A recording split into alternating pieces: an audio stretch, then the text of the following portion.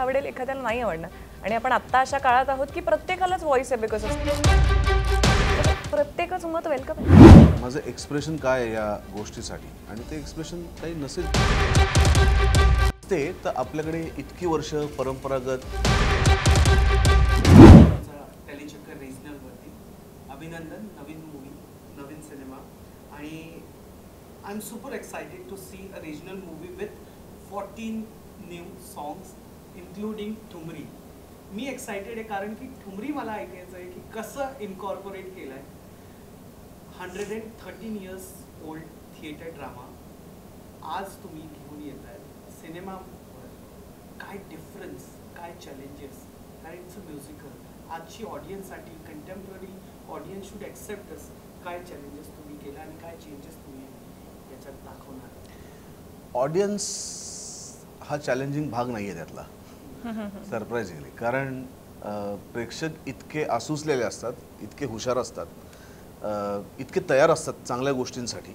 ते जर नसते तर आपल्याकडे इतकी वर्ष परंपरागत मराठीमध्येही आणि परदेशीही जुन्या गोष्टी चालल्या नसत्या.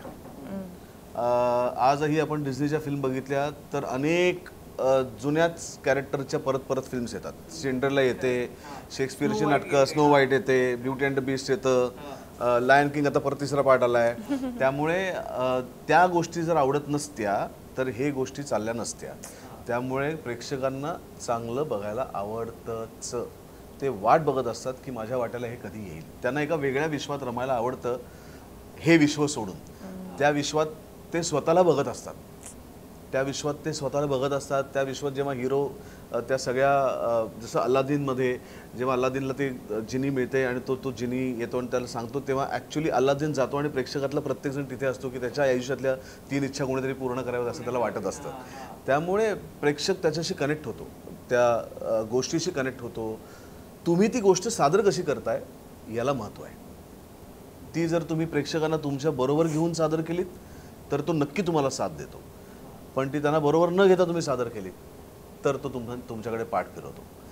ह्याच्यात ऑडियन्सचं चॅलेंजेस नाही आहे. याच्यात ही गोष्ट आम्ही चांगल्या पद्धतीने प्रामाणिकपणे मांडू शकणार आहोत की नाही, हा चॅलेंज असलेला भाग होता, जो मला असं वाटतं की माझ्या अगदी लेखकांपासनं ते माझ्या टीममधल्या प्रत्येक घटकांपर्यंत, त्याच्यात माझे निर्माते, माझा लेखक, माझा कॅमेरामन, माझे कोरिओग्राफर, एडिटर, बॅकग्राऊंड करणारा, म्युझिक डायरेक्टर, गायक, अभिनेते, या सगळ्यांमुळे मला असं वाटतं की ते जे चॅलेंज होतं की एका चांगल्या गाजलेल्या कलाकृतीवर कम्प्लिटली मीडियम चेंज करून बनणारा सिनेमा, तर ते मला असं वाटतं की येस, वी आर देअर. पण आत्ताच मी ऐकलं तुम्हाला 25 गाणे हवे होते. हो, मला 25 हवे होते. बजेट आणि टाइम लिमिट पण. मॅम तुम्हाला विचारायचं होतं मला की मी ट्रेलर बघितला आणि you know mainstream when it comes to Indian cinema, तिकडे मेकअप हा खूप एक महत्त्वपूर्ण हिस्सा आहे.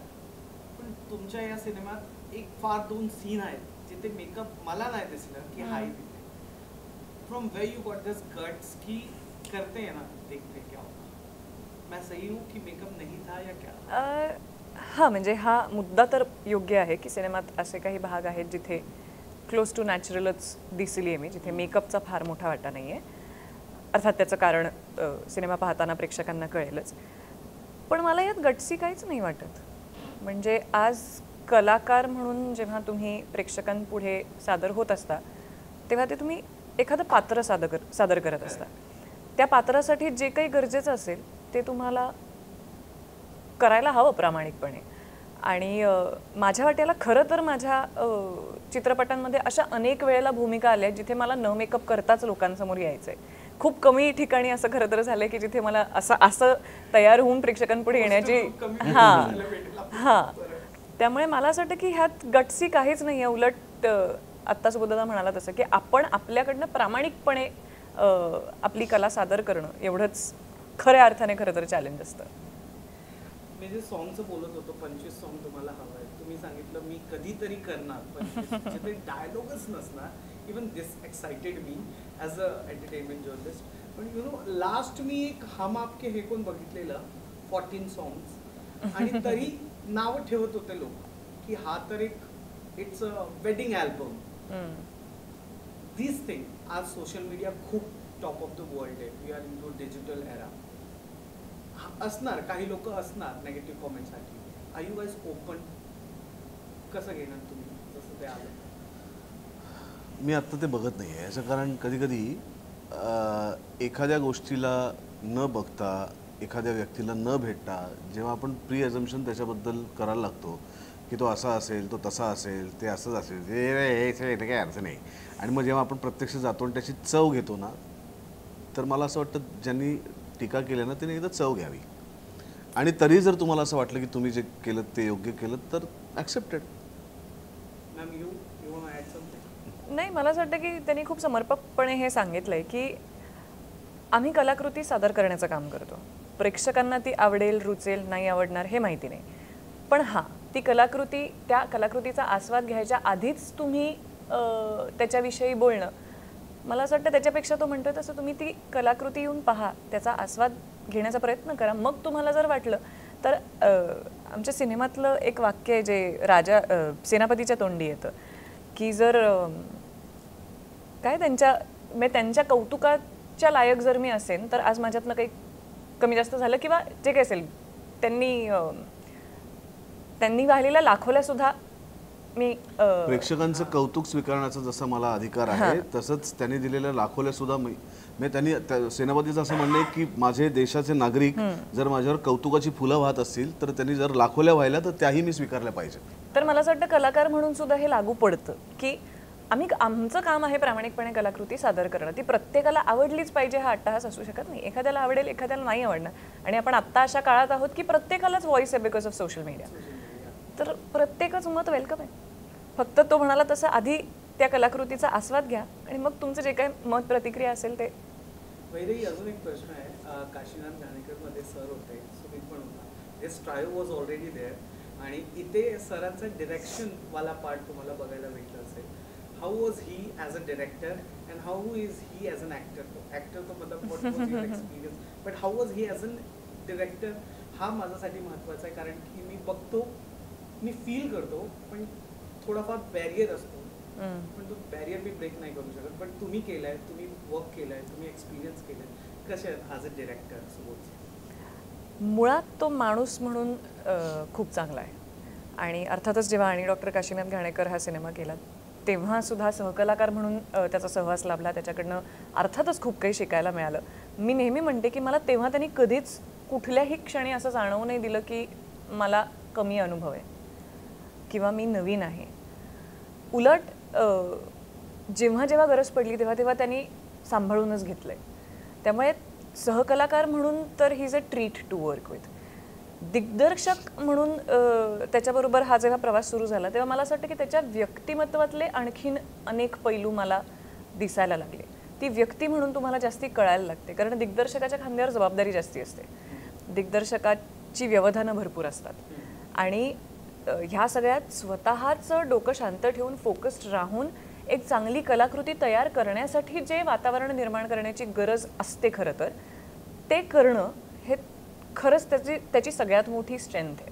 कारण हा सिनेमा त्याची स्केल आपल्याला दिसते, खूप कॉम्प्लेक्स प्रोसेस आहे जी त्यांनी एखाद्या सोहळ्यासारखी सेलिब्रेशनसारखी सगळ्यांना भासवून दिली. त्यामुळे तो दिग्दर्शक किती चांगला आहे किती वाईट आहे हे प्रेक्षकांसमोर आहेच. त्यांनी कट्यार काळजात घुसली सुद्धा डिरेक्ट केलाय आणि प्रेक्षकांनी तो त्याला कसा प्रतिसाद दिला हे आपल्याला माहितीच आहे. त्यामुळे दिग्दर्शक म्हणून तो कसा आहे हे प्रेक्षकांना माहितीच आहे. मला असं वाटतं ह्या प्रोसेसमध्ये मला तो माणूस म्हणून अधिक कळला आणि मी स्वतःला नशीबवान समजते की मला इतक्या चांगल्या माणसांबरोबर काम करण्याची कायमच संधी मिळत आली आहे आणि थोडासा नॉस्टॅल्जिया पण आहे की आम्ही तिघंजणं पुन्हा एकदा या सिनेमाच्या निमित्ताने एकत्र येतोय आणि अशा अटमॉस्फिअरमध्ये काम केल्यानंतर मला असं वाटतं की इतर लोकांबरोबर काम करताना माझी जास्ती पंचायत येणार आहे. कारण प्रत्येक दिग्दर्शक इतका समजूतदार नसतो, प्रत्येक दिग्दर्शक इतकी पॉझिटिव्हिटी आणि ऊर्जा घेऊन येत नाही. अर्थात मी म्हटलं तसं पुन्हा एकदा मी नशीबवानच आहे की मी ज्या लोकांबरोबर काम केलंय ती सगळीच उत्तम होती. पण ह्या सिनेमात मी म्हटलं तसं एक पॉझिटिव्हिटी घेऊन सगळ्यांना एकत्र घेऊन काम करण्याचं जी त्याची स्ट्रेंथ आहे, जी त्याची क्वालिटी आहे ती अनुभवायला मिळाली याचा खूप आनंद आहे. I guess this comes from theatre background. मी बघितलंय असं विंग मध्ये उभं राहून असते ना. कट्ट्यार टाळत बसली. Non Marathi audience, classical music lover सगळ्यांनी अप्रिशिएट केलं. त्याचा एक बेंचमार्क सेट झालाय सर. हा मूवी म्हणजे 14 सॉंग्स मी एक्सपेक्ट करतोय तिथे किंवा त्यावरती, म्हणजे ॲज अ ऑडियन्स माझं एक्सपेक्टेशन. ॲज अ डिरेक्टर तुमचं काय एक्सपेक्टेशन होतं? तुम्ही आधी सांगितलं इन टर्म्स ऑफ ट्रोलिंग की तुम्ही काही एक्सपेक्टेशन नाही ठेवत, पण तरीसुद्धा एक असतं ना की तो तिथपर्यंत गेला आहे, त्यांनी बॅरियर ब्रेक केला आहे. Non Marathi audience also went to the theatres and they have seen that film.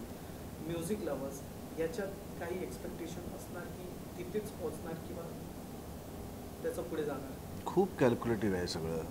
एवढं मला कॅल्क्युलेशन आलं असतं तर मी इथे आलोच नसतो. मी भांडवली बाजारात गेलो असतो, मी शेअर्समध्ये गेलो असतो, मी इथे आलोच नसतो कलेच्या क्षेत्रात. इथे एकच गोष्ट मायना राखते, ती म्हणजे मला माझ्या मनाला काय वाटतंय, माझं मन आणि माझं मेंदू काय सांगतोय, माझं एक्सप्रेशन काय आहे या गोष्टीसाठी. आणि ते एक्सप्रेशन काही नसेल तर मी काय कशा करता करू ते. कट्यार केला कारण त्या गोष्टीविषयी तेव्हा मनापासून मला असं वाटलं की याच्यावरती फिल्म केली पाहिजे. ती फिल्म संपली, माझ्यासाठी संपलं. तो कट्यार जुनं झालं माझ्यासाठी. लोकांसाठी ते नवीन आहे, कारण पण लोकांनी ते नंतर पाहिलं ना. त्याच्या आधीपासून मी बघतोच आहे की कट्यार. माझ्या मनात तर सिनेमा केव्हापासून घडला आहे, तर माझ्यासाठी तो लोकांपर्यंत पोहोचला. That's it. तो लोकांचा सिनेमा आहे. आता तो माझा नाही आहे. आता माझ्यासाठी तितकीच मला इन्स्पायर करेल अशी मला पुढची गोष्ट हवी होती, जी मला मानापानी मिळाली. आता त्याचे एंड रिझल्ट काय आहेत त्याचा जर मी विचार केला तर ह्या प्रोसेसमधली गंमतच घालून बसेन मी. मग त्याचं प्रेशर घेईन, जी गोष्ट माझ्या हातात नाही आहे. प्रेक्षकांनी सिनेमागृहात येणं हे माझ्या हातात नाही आहे. पिक्चर हिट होणं फ्लॉप होणं हे माझ्या हातात नाही आहे. कट्यारच्या बेंचमार्कवरती सिनेमाच्या लोकांनी तुलना करणं हे माझ्या हातात नाही आहे. माझ्या हातात एकच आहे, सिनेमा आपल्याला जितक्या प्रामाणिकपणे, जितक्या मनापासून, जितक्या पॅशनेटली चांगला सिनेमा बनवता येईल तिथपर्यंतच गोष्टी माझ्या हातात आहेत. आज रात्री आमची DCP बनेल आणि आज रात्रीनंतर माझं काम संपेल as a director. Thank you so much. तुम्ही माझ्या सांभाळून घेतलं, मला साथ दिलीत. आता हा सिनेमा माझ्याकडनं प्रेक्षकांकडे जाईल. आता इट इज देअर रिस्पॉन्सिबिलिटी. हा सिनेमा त्यांचा आहे, माझा नाही. आय एम डन विथ संगीत मानापमान. आजपासून दिग्दर्शक म्हणून माझं काम संपलं. Because this music is based on this movie is based on musical, एखादा सॉन्ग कुठला फेवरेट होता की हा बेस्ट आहे?